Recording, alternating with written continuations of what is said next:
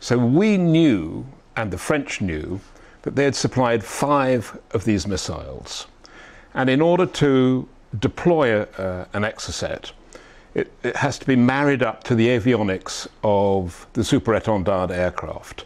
The French had never done that, and they believed that the Argentines were not capable of marrying up the missile to the aircraft in the first place.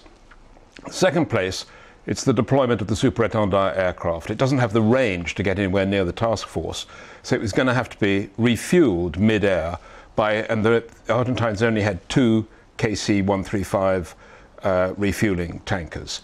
So the chances of this attack taking place were extremely limited. And let me just explain how... But it still happened. It happened, but let me explain how Exocet works.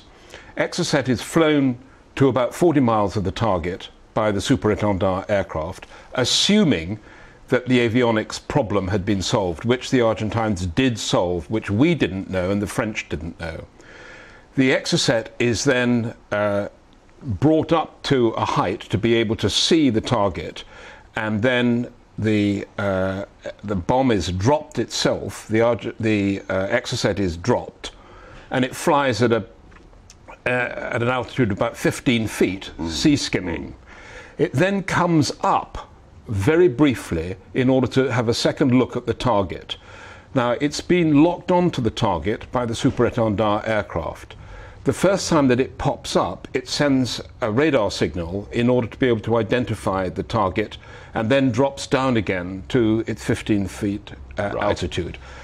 The countermeasure for this is 2 things. One is electronic countermeasures, which means that when the Exocet pops up to have a look at its target, it is confused either electronically or by chaff. That's the aluminium foil that is deployed. But we hadn't expected this to happen, had we? We had not expected any of this to happen. No. And the important thing is that the French did supply all the avionic frequencies to the British at the request of Mrs. Thatcher, who asked François Mitterrand to supply the information. His brother was chairman of Aerospatiale.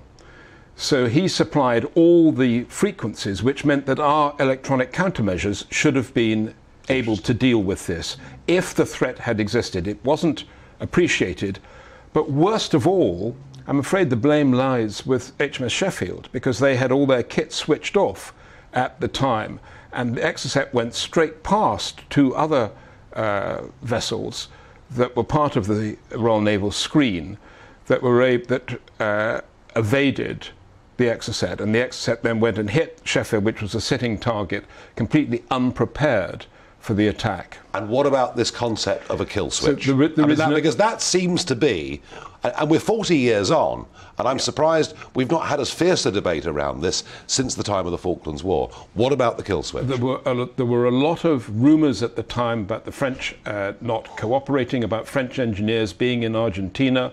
There was no kill switch, and if you think about it, the idea that we could be supplied with some kind of equipment that would neutralise a weapon that had already been fired toward its target is just so improbable. So is this unnecessary French bashing? Did the French actually do the right thing in the end? The French helped us enormously. There were only 5 Exocet AM-39 air-launched variants. The other Exocets that we dealt with were engineered by the Argentines themselves, and so that they were surface launched, but they were put on the back of a truck and fired once they'd actually got to East Falkland.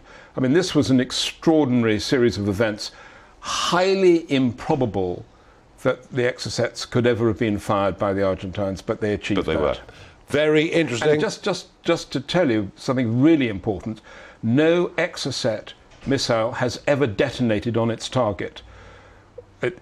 The Sheffield sank, but it sank because the Exocet, the kinetic energy of the missile hitting the vessel, plus the fuel in the Exocet, was what created the damage, and it took 8 days for the Sheffield to sink. Yeah. The truth is that Exocet is an unreliable weapon and has never, the warhead has never detonated in the combat scenario. Well, you see, there you are, folks.